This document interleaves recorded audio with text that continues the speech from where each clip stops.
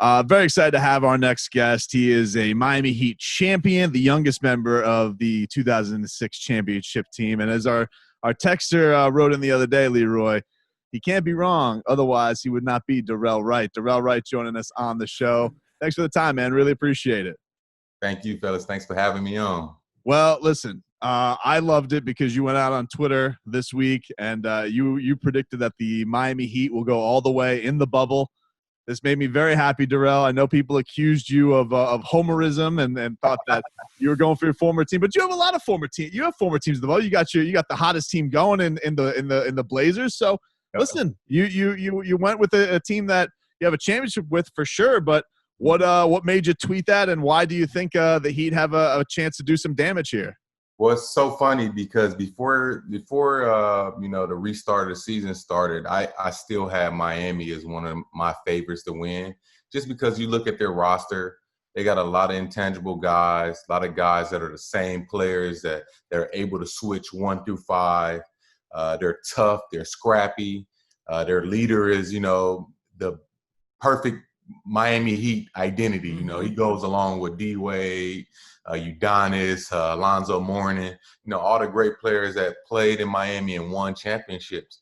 And I just see, I could see that, they're hungry right now and they could really, really, really make some noise and surprise a lot of people. So that's why I felt the way I felt about them. You don't think I probably think a lot of the talking heads probably have questions because they're relying more on their young talent than a lot of other teams.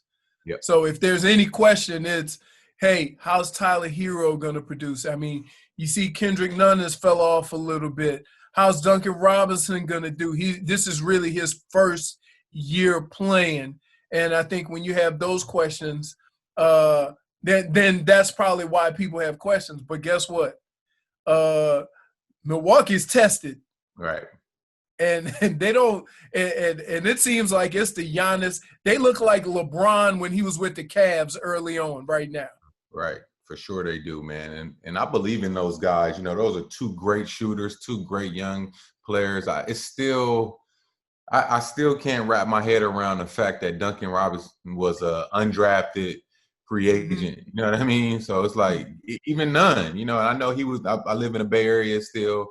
And, I know he was a part of the Golden State Warriors G League team and just how they slipped away from him as well. So I really believe those guys are great players. They've been tested, college, with Tyler Hero going to a big-time college. So I really believe those guys can go out there and make shots. And that's basically what they have to do is make open shots and defend at a high level on the other end. When you were with the Heat, Dorell, it seemed like we've been talking about this year because we were talking with Caron Butler last week and how surprised he is about relying on the young guys.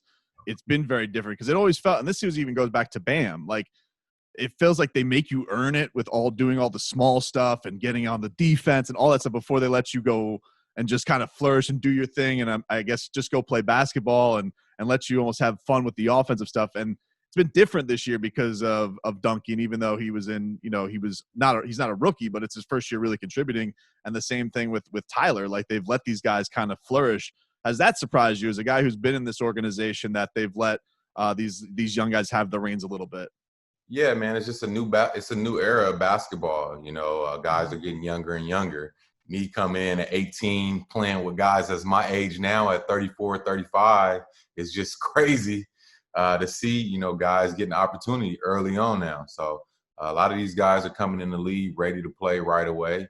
In my case, I wasn't really ready right away. Being a skinny 18-year-old kid straight out of high school, I just wasn't ready. These kids are coming in a little bit more ready. They're more focused. And, what better organization to go to than the Miami Heat to develop any young player to become, a superstar or, have longevity around the league. So I think they're in great hands with that organization. And, I think they're going to do their best to develop those guys to be great players. Now, we've seen, what I do believe Milwaukee is going to win this series, but we've seen, what their problem is going to be the farther you get on. What do you make of Toronto? Man, I like Toronto, man. They over there, very quiet, but, still making noise.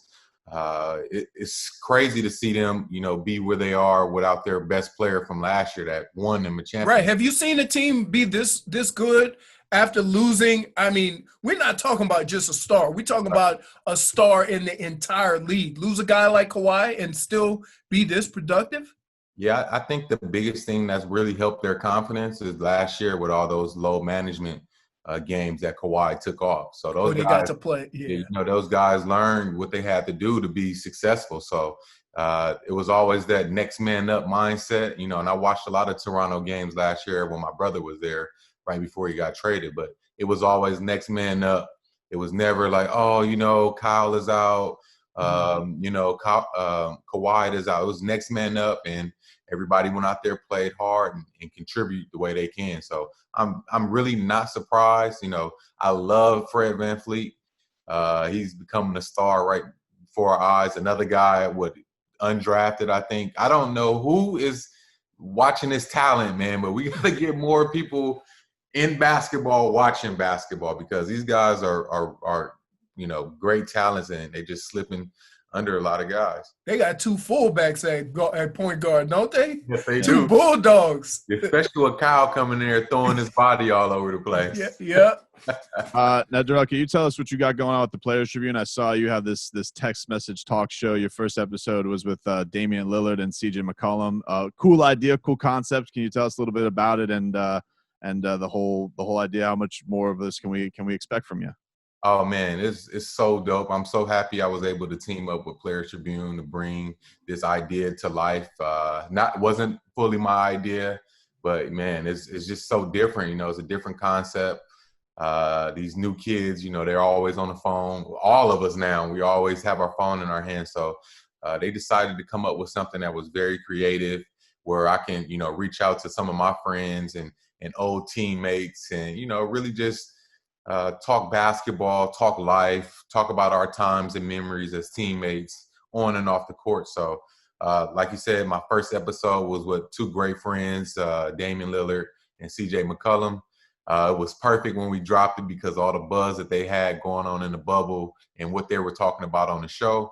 And I just dropped this morning Dwayne Wade, my big bro, my vet, my big dog this morning. So I'm pretty excited about that. Happy about all the feedback I'm getting, man. It's been pretty dope these last 2 weeks. Can he be your big dog? Wade is only like 3 years older than you. Yeah, he's my big dog, man. Okay. He was way more mature than me when I got there, Right. It's like that big brother you always wanted, So that's why I always looked at him as a big brother, and I have all the respect in the world for him. I know you wanted to do cool things with Golden State. Were you bummed like you didn't get to be a part of it? Because not only I'm sure you knew that they were going to do big things here, but you and Dwayne were so close. Was it tough to separate? No, it wasn't tough at all. Of course, I want to be on a winning team and, compete for championships. I felt a little bit of that in 2006. But, like D-Wade said, when I signed to go to State, he was like, bro, it's your time to spread your wings. It's your time. It's your time to show guys what you're really about. So I took that with a grain of salt, and I went out there and competed at a high level. And, actually people were able to see more than me just being a 3-and-D guy. Being able to shoot the three from all around the court, handle the ball, make plays for guys. So, I wasn't too mad about it. I looked at it as the next chapter and my opportunity. What do you think, Dorell, watching the game these days, though, the way that guys are free to go shoot? Because it's like, the verge of the weapons, like they were coming and especially, in Golden State, in Portland, all that type of stuff. But it's bananas now when Spo will tell a guy like Duncan Robinson, go shoot 23s. I don't care. You're great at it. Man, I would love to play. I tell my friends all the time, like I was born 5 years too late. Like I wish I was my brother's age. My brother is 28 now. I wish I was 28 and out there playing because, man, in 2010, I think I averaged maybe 8 to 10 threes a game. I couldn't even imagine right now. 10 years later, I'd be averaging at least 15 to 20 threes a game. Easy.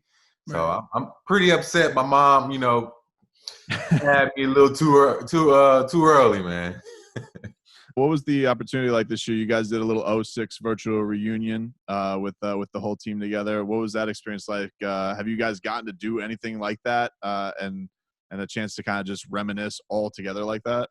No, first time we were able to get together. Shout out to D Wade for putting that together. He thought it was a great idea, just to get in the chat, talk, laugh, talk about the memories. And it was just great to see guys, man. It was so many guys I hadn't seen that's not on social media, like a Wayne Simeon, Michael Doliak, Earl Barron. The guys, I don't see often. So, man, just to get back and hear those stories, hear Coach Riley, talk about the stories, during that championship run, and just to hear how sharp he still is, man. It's like, dude, Coach is still sharp as a tack, man.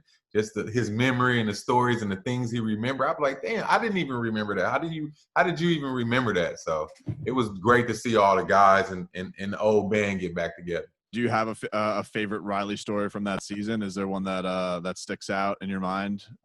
That's always like your go-to? The go-to, maybe him kicking me out of meetings because I was just too goofy, and he felt like when it got serious, I was gonna laugh too much. I was that guy, Coach used to love rewinding the same clip over and over to let you know how bad you look on whatever play. And me being so immature, you hear little chuckles in the back, and he just be like, "Bro, this is not the time right now." I've gotten in trouble for that too. you just get like, come on, man. Like, the only thing that could happen by you rewinding it over and over again is, as athletes, we gonna find something funny about our boy. We ain't gonna take it serious. Like, we got it the first time. Now we gonna start watching. You gonna be like, hey man, do he have throwing two left shoes? Look at his wristband. Look at that hairline. Right. You just keep watching it over and over again. The only thing that can happen is you're going to get in trouble. The only thing, man. So those are my great memories, other than, being coached by a Hall of Fame coach, somebody, I looked up to, growing up in SoCal, man. Shout out to Coach Riley, though. He's a great guy, great coach. Do you this story got some we've heard it before, but it got some new buzz again this week because it was told on podcasts. Goran Dragic told a story that Shaquille O'Neal made him carry around an entire year a broken keyboard that he didn't know was broken. He thought he was just doing Shaq a solid. Did Shaq have anything like that for you as a young buck in the league? Did he make you do anything as far as rookie responsibilities were concerned? That's super funny because that's a man of many hobbies. Many ventures, so I definitely carried that same keyboard. I'm pretty sure around. He still had the same keyboard. He would definitely have a keyboard on the back of the plane. I kind of sat in the front of the plane, and you would look back there, and Shaq will have either his DJ equipment, a keyboard. He was making beats. He was always doing something. So I for sure carried a keyboard around, and definitely remember him having that on the plane. But I think it was working by that time. It wasn't broke then. So wait, was Shaq, y'all going on a road trip? Y'all supposed to be thinking about all the things y'all gonna have to do on this road trip, staying hydrated, and all this stuff. And he in the back of the plane DJing, but he'd have his headphones on, so you couldn't really hear what was going on. But you would hear him over there, and he'd be like, D-Wright. He always just call me. He'd be like, come here. Oh, listen to this. So, like, I was his guinea pig for sure to tell him if it was trash or if it was dope. So he used to always be doing something creative on the plane, always. Football, you have any type of nonsense like that going on, the whole plane would be like, he's not taking it serious. He don't want to win. Right? Yeah, man. Yeah, man, I already know. But Shaq, man, like I said, he was a man of many things, many hobbies. So it was always something new with that guy every day. So your first episode was with Damian Lillard and CJ McCollum. They took game one against the Lakers. And that was like the kind of the buzz. If they get in there, they'll give the Lakers a little bit of trouble. You were bold with the Miami Heat. Like, what do you think with this Blazers team? Do you think they legit can give the Lakers a handful in this series and maybe beat them? Yeah, I really think they have a great opportunity. Right before tip-off, I tweeted out, the Blazers are not scared of the Lakers, just to let y'all know that. So, and that's how they went out there and played. They played with a lot of confidence. It's kind of hard to beat a team that just played for their life. Like, they played for everything these last 8-9 games. So, this first round game for them, it's just like what they just went through to get to where they are. So, they're taking that same killer killer mindset. Like we don't care who it is, who you are, we're coming at your head. So I think they have a great chance of winning this first round, but it's not going to be easy with LeBron James and Anthony Davis sitting in that other locker room. But I think they're going to make it hard for them for sure. You put Nurkic and Whiteside on the floor, and they putting JaVale McGee and 40-year-old Dwight Howard. Come on, man. Come on. Like, I'm not – they got LeBron and AD, right? Then I'm going to follow up with Philly Cheese and J.R. Smith. Yeah, man, it's wild, man. I love to see it though, the big bigs out there again, but they have to make shots. The Lakers can't make shots; they have no chance of winning, man. Because that's how their team is, built. LeBron is a playmaker. Then he put all the shooters around him, but those guys got to make shots. You can't have starters going 0 for 9. That's not going to win them games. But like I said, I won't overreact to one game, a long series. But those guys have to make open shots if they think about winning. Before we get you out of here, we've been having this debate this week. What do you find to be a worse pain, hitting your funny bone or brain freeze? Oh, my God. Older I get, brain freeze. Oh, my God. That brain freeze is the worst thing ever. Wait, but let me ask you, when you get brain freeze, because it's usually over some type of icy or a daiquiri or something like that, do you stop? Oh, heck yeah, I stop. And I'm just like, I keep. It's so good. I keep sipping on it. Hey, listen, brain freeze at this age is not in, man. I am not rolling with the brain freeze, man. I hate brain freeze. I feel like you could just shake the funny bone thing off. Yeah, you can walk that off for sure. The brain freeze is like, what do I do with my hands? Like, what do I do? Dorell Wright, we really appreciate the time. Go check out on the Players Tribune his Text Talk show. He's got Dwayne Wade this week. He just did CJ McCollum and Damian Lillard. Sounds like it's going to be an awesome little series for it. We appreciate the time, man. Thank you so much. Thanks, man. Thanks for having me.